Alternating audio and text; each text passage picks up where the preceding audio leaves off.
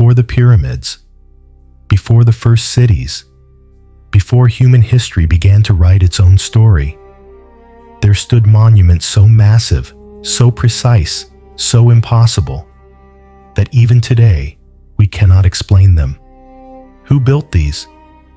How were they built? And why? Across continents, across oceans, do we find the same architectural fingerprints? What if these weren't the works of ordinary humans, but the last surviving signatures of a race the world tried to forget? Unearthing Biblical Giants, exploring pre-flood megaliths and their hidden purpose. For centuries, the ruins of Earth's oldest civilizations have whispered a story no one dared to fully confront. At Baalbek in Lebanon, 3 stones, each weighing more than 1,000 tons, rest on a perfectly leveled platform. Their surfaces show machining accuracy measured in fractions of millimeters. Modern engineers admit openly, we cannot lift these stones today, not with all our cranes combined. Yet they sit atop even older stones beneath them, some of which exceed 1,200 tons, dwarfing anything from the ancient world. No pharaoh ordered them.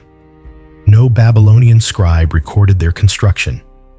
These stones simply exist, silent, immovable, and inexplicable. Thousands of miles away in the Bolivian highlands, the ruins of Pumapunku display cuts so perfect that diamond-tipped saws would struggle to replicate them. Blocks shaped like interlocking H-beams, carved with precision so exact that even a thin razor blade cannot slip between their edges. The angles? Measured to 90,000 degrees. Yet the people credited with building Pumapunku possessed no metal tools, no wheels, and no knowledge of advanced geometry, at least according to mainstream archaeology. Meanwhile, off the coast of Japan, the Yonaguni Monument lies submerged in the sea, with staircase-like terraces, straight right angles, perfect columns, and massive flat walls extending over 400 meters. Debate rages. Is it man-made or natural? But the deeper divers go, the more unnatural the symmetry becomes. 3 sites, 3 continents, 1 impossible pattern. The precision, the engineering language, all the same. Archaeologists propose answers. Earthquakes shaped them. Ancient people were creative. Coincidence.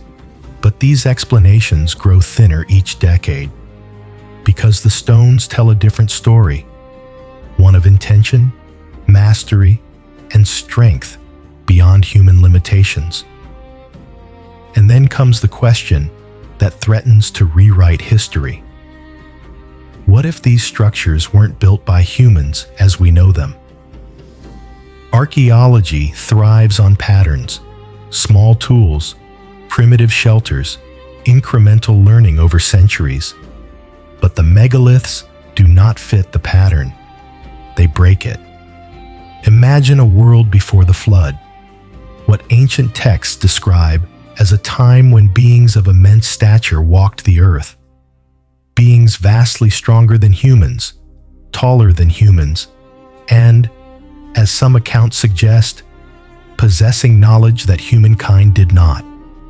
When mainstream archaeologists confront Baalbek, Pumapunku, or Yonaguni, their first challenge is not evidence, but the limits of their framework. If ancient humans were primitive, then these structures should not exist. If early civilizations used stone hammers and ropes, then 1,200-ton stones should not be movable. If writing and mathematics were still in their infancy, then perfectly machined interlocking blocks should not be possible. So the question becomes, are we misjudging the people of the ancient world? Or were there other beings here, before them? To understand what the megaliths might represent, we turn not to stones, but to Scripture. In Genesis 6, the Bible speaks of the Nephilim, a hybrid race born from the sons of God and daughters of men, described as giants, mighty men of old, renowned in ancient times. The Book of Enoch expands the account. They were enormous.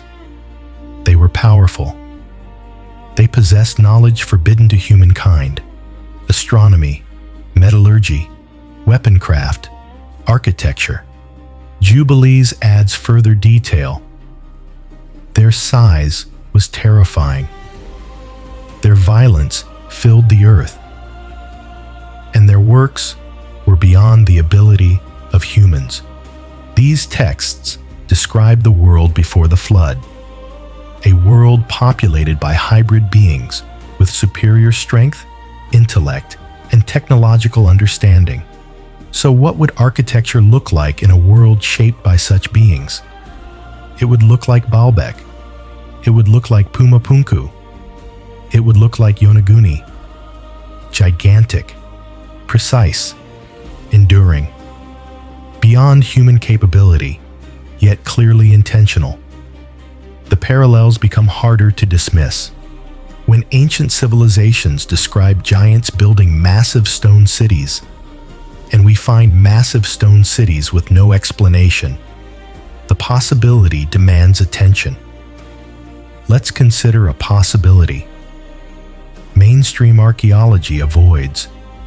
What if the world before the flood possessed advanced technology, not digital, not modern, but something different, something lost? Theories surrounding megaliths include: 1. Energy generation. Many megaliths align with magnetic anomalies, ley lines, or naturally energetic zones. Some produce low-frequency vibrations. Others resonate like tuning forks. 2. Astronomical observatories. Structures like Göbekli Tepe and Stonehenge track solstices with precision. Pumapunku features star-aligned angles.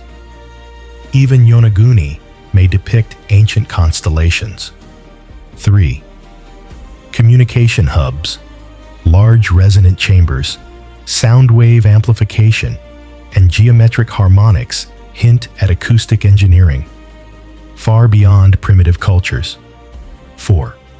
Structures built for beings of larger size, doorways too tall, tools too heavy, platforms too massive, all perfectly scaled for someone who is not human-sized.